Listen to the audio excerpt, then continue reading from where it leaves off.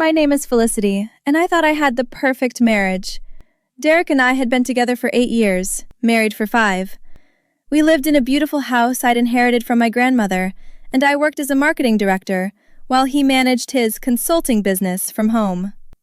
That Tuesday, I left work early with a migraine. I just wanted to get home, take some medicine, and lie down. I pulled into the driveway at 2 p.m. instead of my usual 6 p.m. As I walked through the front door, I heard crying coming from the kitchen. My heart dropped. "Derek?" I called out, but he didn't answer. I moved quietly down the hallway. His voice was thick with tears. "I can't keep doing this, Amber," he sobbed into his phone. "She's making my life hell." I froze. Who was Amber? "No, you don't understand," Derek continued, his voice breaking. "Felicity is emotionally abusive. She controls everything. She threatens me constantly." My hand flew to my mouth. What was he talking about? "I know, baby, I know," he said softly. "I want to be with you too, but I need to be smart about this." I pressed myself against the wall, listening. "The house is worth $800,000, and it's in her name because of her grandmother's will," Derek explained. "Plus, she has that trust fund worth almost $1 million. If I just leave, I get nothing." "That's why I've been documenting everything," he said. "Every time she yells at me, every time she's controlling. My lawyer says if I can prove emotional abuse, I can contest the prenup." I felt like I'd been punched in the stomach. "I've been recording our arguments. Well, the ones I start so she gets upset," Derek continued.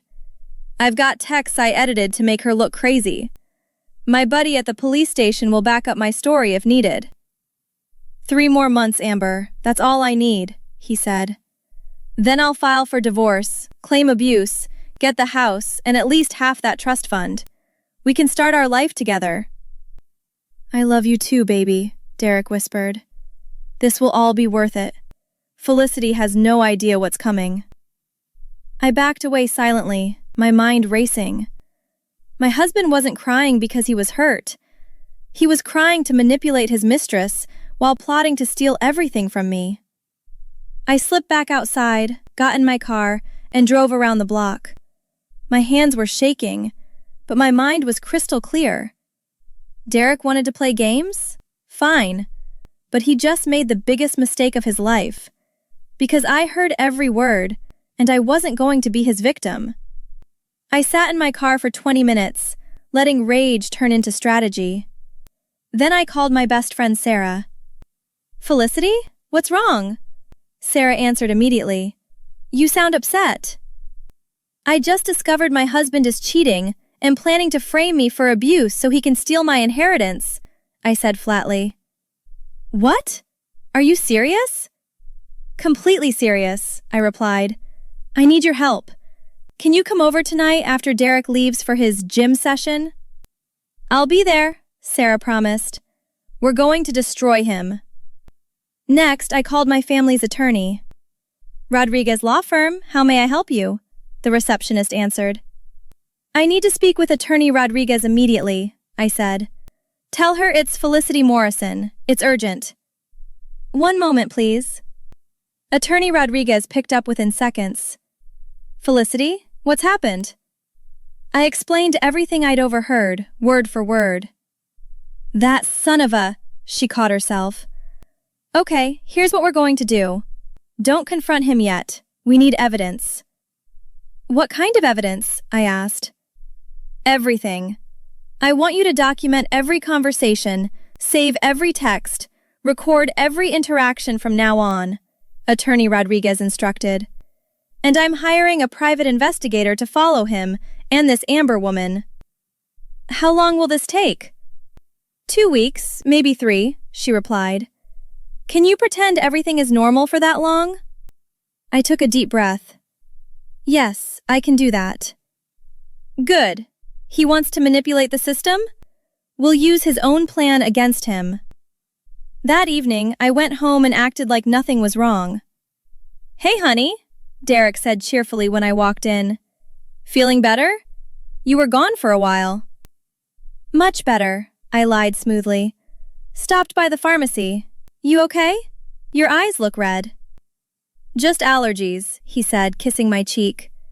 I wanted to vomit, but I smiled instead. Over the next 2 weeks, I became an actress. I played the perfect, loving wife, while secretly working with Attorney Rodriguez and the private investigator, Detective Harris. Sarah came over every day after Derek left for the gym, where he was actually meeting Amber. Look at these photos Harris got, Sarah showed me her phone. Derek and Amber at a hotel. Derek and Amber looking at apartments. Derek and Amber jewelry shopping. He bought her a ring, I said quietly. With your money, I bet, Sarah added.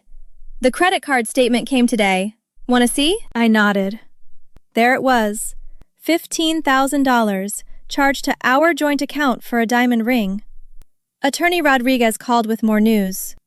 Detective Harris accessed Derek's computer files through legal channels. He's got a whole folder called Divorce Strategy. It's disturbing. How disturbing? I asked.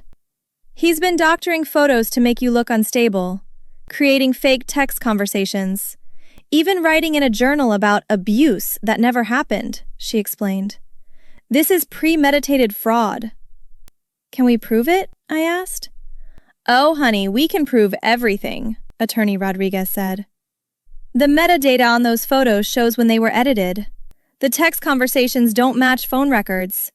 And I've got witnesses who will testify you've never been anything but kind. What's our next move? We confront him, she replied. This Friday, my office. Tell him we need to discuss updating your will and that your attorney needs both of you there. He'll suspect something. Probably, Attorney Rodriguez agreed. But by then it won't matter. I'll have every piece of evidence organized, and he'll walk into a trap he can't escape. Friday came. I was surprisingly calm. Why do we both need to be at your lawyer's office? Derek asked in the car. It's about my grandmother's trust, I said. They need both our signatures for some paperwork. Oh, okay. We walked into Attorney Rodriguez's office. Derek's face fell when he saw who else was there. Amber? He gasped. What are you doing here? Amber looked confused. Felicity called me. She said she wanted to talk about Derek? Everyone sit down, Attorney Rodriguez commanded. I don't understand what's happening, Derek said, his voice shaking. Let me explain, I said coldly. 2 weeks ago I came home early. I heard everything, Derek. Your whole phone conversation with Amber about framing me for abuse and stealing my inheritance. The color drained from Derek's face. You're lying, he whispered. Am I? I turned to Amber. Did he tell you I'm emotionally abusive? That I control him and threaten him? Amber nodded slowly. He said you were horrible to him. She is, Derek insisted. Amber, don't listen to her.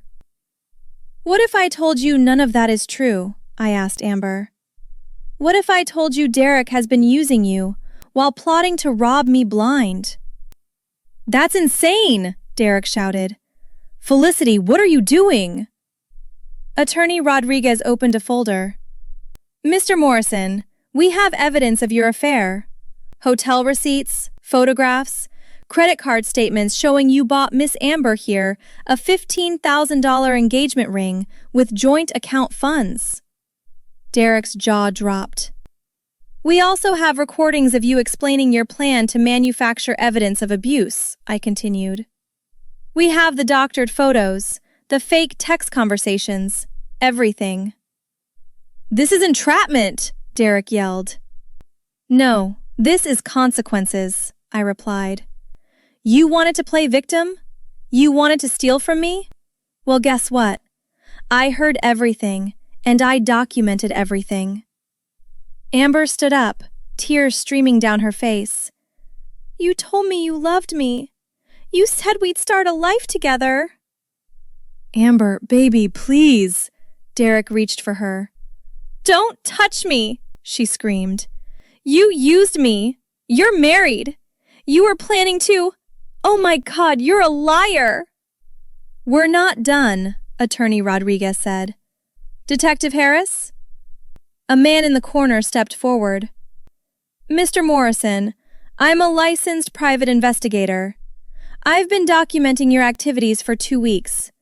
I have video of you with Miss Amber, audio of you discussing your fraud plans with your friend at the police station, who, by the way, has been suspended, and access to your computer files. Derek looked like he might pass out. This is over, Derek, I said firmly. Your plan failed. 1 week later, we met at Attorney Rodriguez's office for the divorce settlement. Derek walked in looking defeated. His lawyer sat beside him, flipping through papers nervously. Let's get started, Attorney Rodriguez said. Mr. Morrison, you're here to sign the divorce settlement agreement. I want to speak first, Derek said quietly. Felicity, I'm sorry.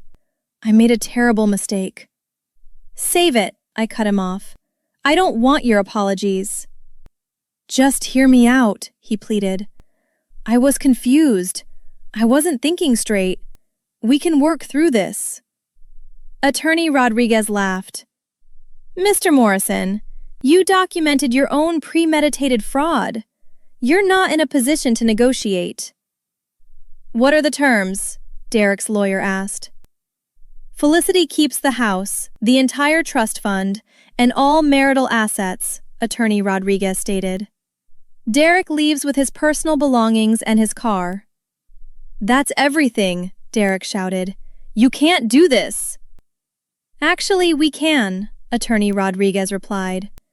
Your attempted fraud voids the prenuptial agreement in Felicity's favor.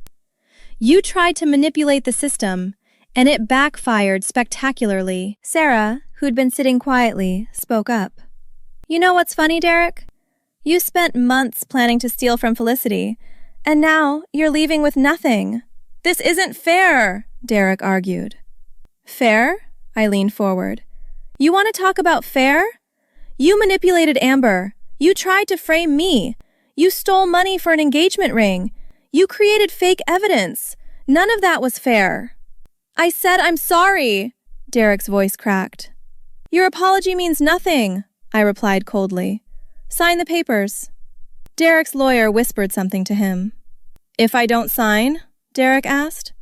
Then I file a civil fraud suit and pursue criminal charges for attempted theft and conspiracy, Attorney Rodriguez answered. The evidence is overwhelming. You'll lose everything and potentially face prison time. You're bluffing, Derek said weakly. Detective Harris spoke from the corner. Mr. Morrison, I have 17 hours of surveillance footage, recorded phone conversations, and your entire divorce strategy folder. Trust me, she's not bluffing. Derek looked at me desperately. Felicity, please. We loved each other once.